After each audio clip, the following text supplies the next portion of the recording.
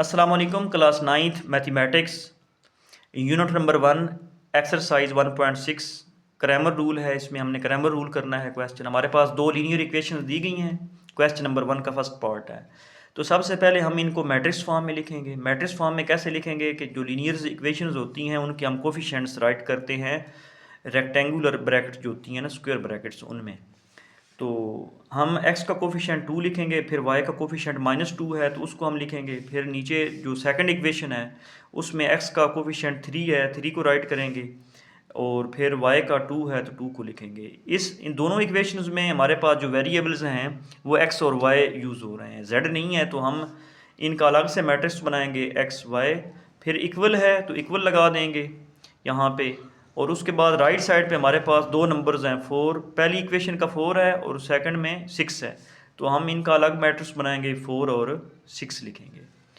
इसके बाद हम इनको नाम देंगे, फर्स्ट मैट्रिक्स A और सेकंड x है कैपिटल, और जो थर्ड है इक्वल साइड पे वो हमारे पास उसको B का नाम देंगे। तो इस तरह से अलग अलग लिख लेंगे A, x और B।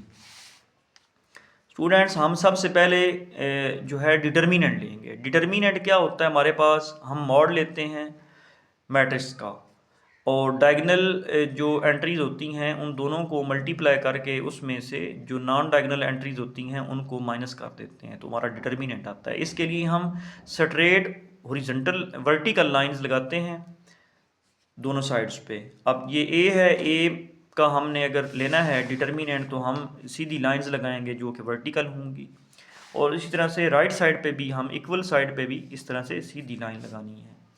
अब डायगनल कौन सा है, ये हमारा डायगनल है, ये वाला 2 और 2, 2 और 2 को मल्टीप्लाई करके यहाँ पे लिखेंगे।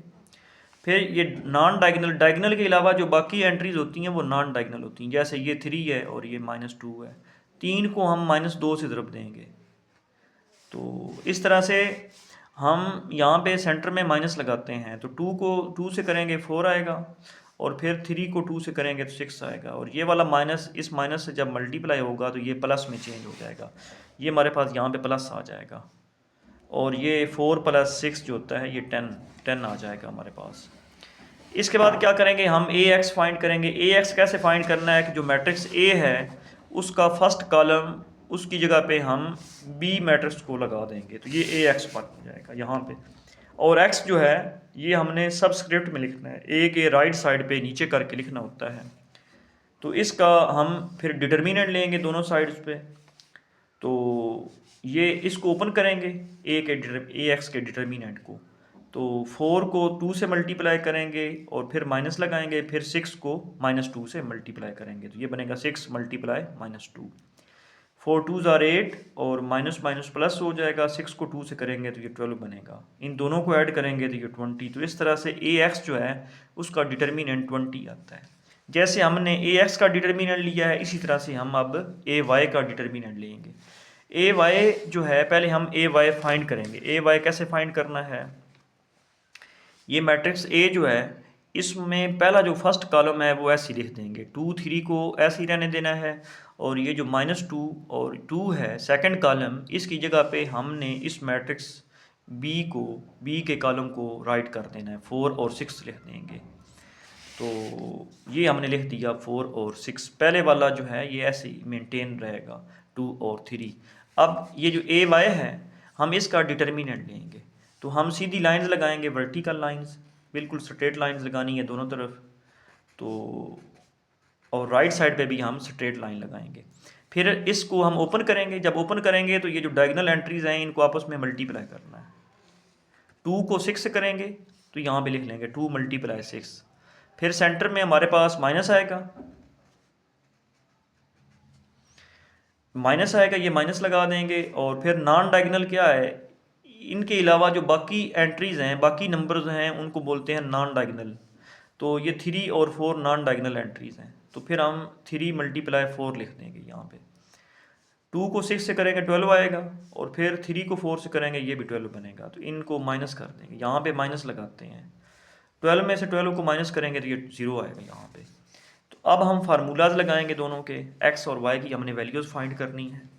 x का फार्मूला, जब x की वैल्यू फाइंड करनी है तो हम लिखेंगे determinant of AX divided by determinant of A। और वाई का determinant of A Y divided by determinant of A. अब इनकी वैल्यू फाइंड कर दें। हमने A determinant of A X जो है उसकी वैल्यू फाइंड की है 20। हम ये 20 लगा देंगे, यहाँ पे ऊपर 20 रखेंगे, और जो नीचे ए का डिटर्मिनेंट है उसकी वैल्यू हमने फाइंड की थी 10। यहाँ पे ये 10 थी हमारे पास ए के डिटर्मिनेंट की, ये ए का डिटर्मिनेंट लिखा गया और यहाँ पे उसकी वैल्यू हमने निकाली है। इसको नीचे लिखेंगे डिनोमिनेटर में। जब नीचे लिखेंगे तो उसके बाद इसको कैंसिल कर देंगे, 10 1 ज़ार 10, 10 2 ज़ार 20, तो ये हमारे पास x की वैल्यू 2 आ जाएगी। इसी तरह से y वाला फार्मूला लगाएंगे, determinant of A Y divided by determinant of A, इसकी वैल्यू पुट करेंगे। डिटर्मिनेंट ऑफ ए वाई की वैल्यू हमारे पास 0 आई है, ये इसको हम ऊपर रखेंगे, और फिर डिटर्मिनेंट ऑफ ए जो है इसकी वैल्यू हमने यहाँ पे 10 जो है वो फाइंड की थी, इसको हम नीचे डिनोमिनेटर में रखेंगे 20 को, और जब 0 को 20 पे डिवाइड करेंगे तो ये 0 आएगा। इस तरह से हमारे पास x की वैल्यू 2 आती है और y की वैल्यू 0 आती है। तो ये हमारा क्रैमर रूल जो है उसकी मदद से हमने ये क्वेश्चन सॉल्व किया है। Thank you for watching.